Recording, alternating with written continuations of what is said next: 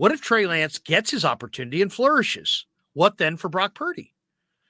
Yeah, It's great. That's what you were planning the whole time. Brock Purdy becomes your backup quarterback, and Trey Lance is your starter. That's why you traded up everything for him. There you go. Done. There's this thing. There's this rectangle that's out there. It's between the two sidelines. It's called the playing field. Whoever goes on the playing field and does better plays. So if Trey Lance goes out there this summer, plays awesome, then gets into the preseason games, looks great. Brock, let's say he's not ready week 1. Trey goes out week 1, plays great. He ain't coming out. Right. He's not coming out. It's as simple as that. In a lot of ways, Brock took over the job. How did he do it? Did he do it by proclaiming himself king? No. Did he go into it and try to win over favor in the locker room? No. He went out there on the field and played and won over the room. And if Trey wants the gig, and I know he does, and he told Rich Eisen that he would he just wants an opportunity to compete for it, there's the rectangle. Get out there on the field and show that you're the best guy. And I don't think there's a lot of hate. I think there's a lot of skepticism about whether Trey is going to be great, but I don't think there's a lot of people hating on Trey. I just think there's a lot of impatient Niner fans too. That I do think there are some people that are hating on him.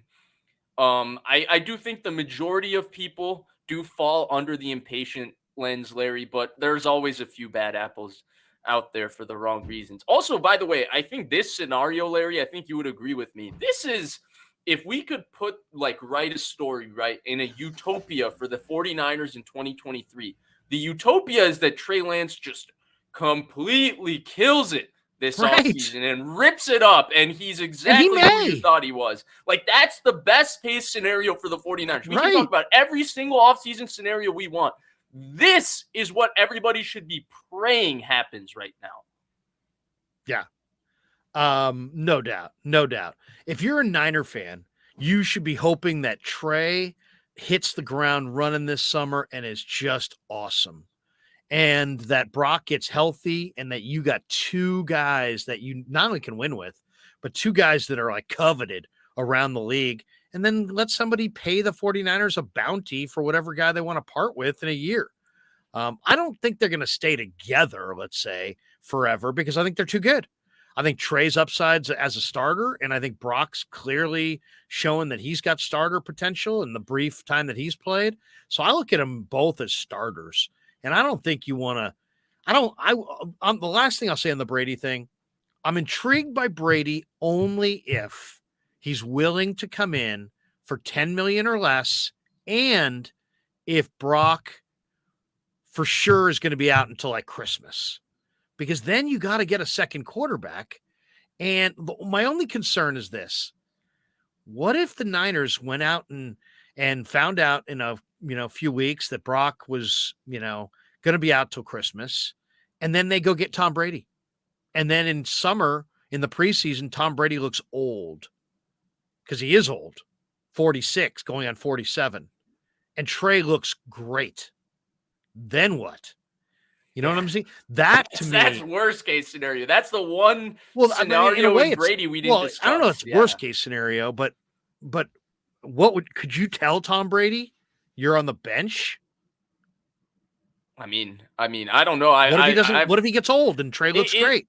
It's a little more complicated, right? Because we saw a version of this scenario. I want to be very careful what I say when I say this, but Peyton Manning's last year in Denver, I don't want to say Brock Osweiler looked great, but in that Gary Kubiak wide zone offense, when they put him in play action with his size and the way he threw the ball that year, he looked competent. Definitely more competent than good old Peyton Manning, who was probably had the weakest arm I've seen from a starting quarterback in a long time that season. That he had to throw the ball 8 seconds early to complete throws that year.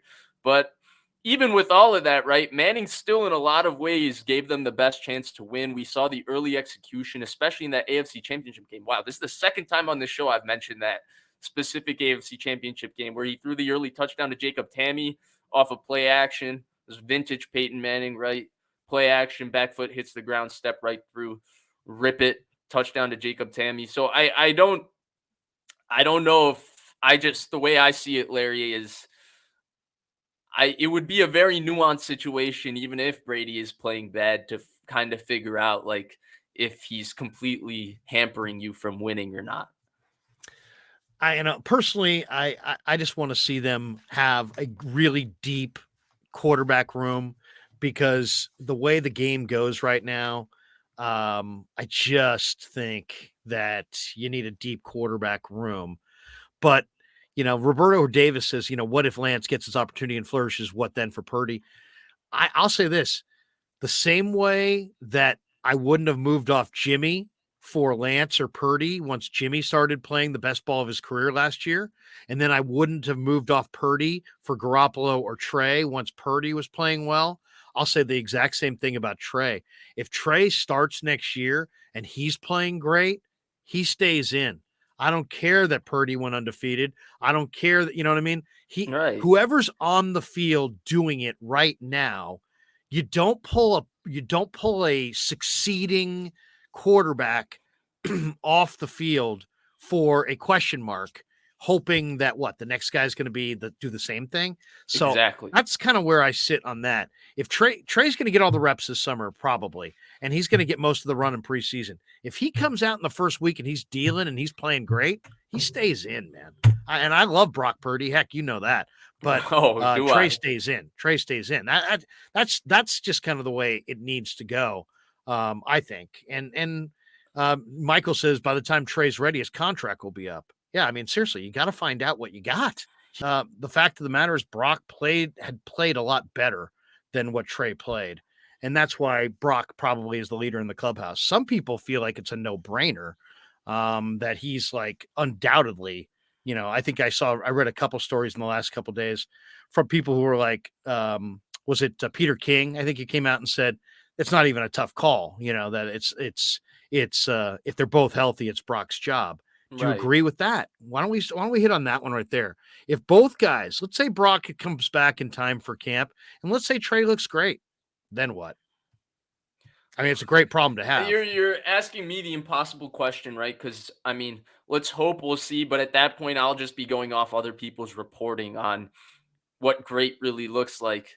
And I felt like I was a little bit misled this offseason, to be honest with you. The perception I had on the way his camp was covered was that it was a lot better than what people mentioned about it after during the season, or what I saw during the preseason, where it was what you would expect, a little bit up and down and inconsistent. Now, in terms of what Peter King said, Larry, I mean, how can you argue against that at this point based on the football we've seen both of them play? But again, that's so fluid to me, right? Because if Trey Lance does come light it up this offseason, it changes this entire conversation so quickly, so quickly. And so I actually think, Larry, in more ways than just for the investment and all of that, I just feel like putting pressure on Purdy to come back with this elbow injury and be the starter and all of that is very risky business and risky proposition with such a talented football team with really Super Bowl or bust aspirations. I I keep going back to they need the guy to have a great offseason. He knows he needs to have a great offseason. They're going to make a fifth-year option decision on him at the end of this year. And that decision is going to be based on whether they think he's the starting quarterback of the future or not. Nothing else, because that fifth-year option isn't necessarily cheap. It's not, $40 million expensive, but it isn't necessarily cheap. And so they have to make a contract decision. And Larry, I feel like right now, if we want to say that, Peter King is absolutely right. Brock Purdy earned that based on his play this year. But right now is fluid, Larry. It's fluid. Trey Lance has his opportunity right in front of him. And if he seizes it, then I think everybody will revisit this conversation and say, yes, in the 2.5 games that we saw of Trey Lance, there was obviously some up and down, some stuff where situationally he was hampered, right? The weather in Chicago, I was at that game. That was horrible. That was terrible. You can't I expect mean, them to throw the football in that weather. it was so bad that you couldn't evaluate it in the Right, second right. half. I mean, it was like, Exactly. total Exactly. quagmire.